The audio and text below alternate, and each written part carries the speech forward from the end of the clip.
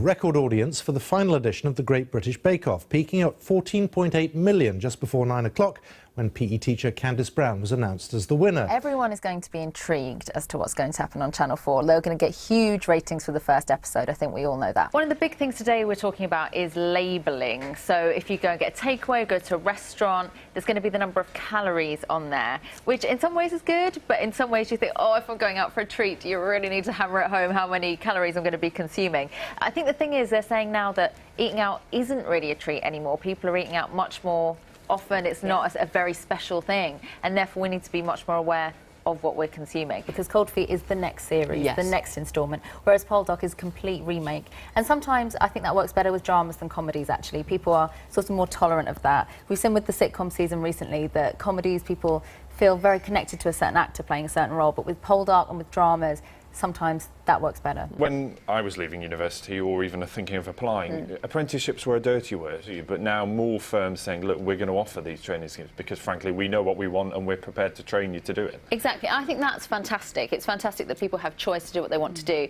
But I was the first person in my family to go to university, and the thought of people being put off by the financial element of it, I find really upsetting. And there's certainly a history of celebrities succeeding in politics in America in a way that it doesn't here. Why? Absolutely. Well, if you think about it, it's much more personality-driven politics. If you go into a ballot box in America, you've got those presidential names, whereas here, you're supposed to be voting for the party.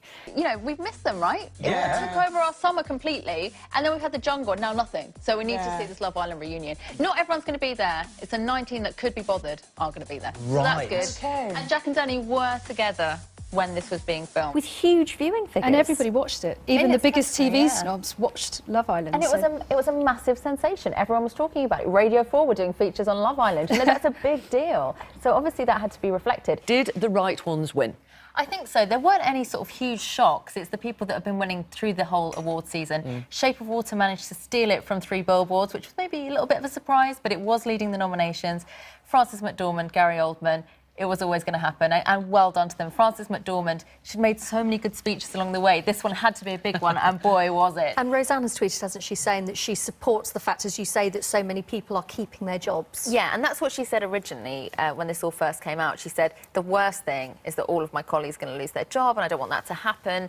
So she's obviously worked with them to try and make sure that's saved. She's been quite quiet since. She's retweeted a lot of stuff on Twitter, but she hasn't actually come out and said very much. But obviously, she's made her peace with this situation. And how happy are you to see her go through to the semi-finals? So happy.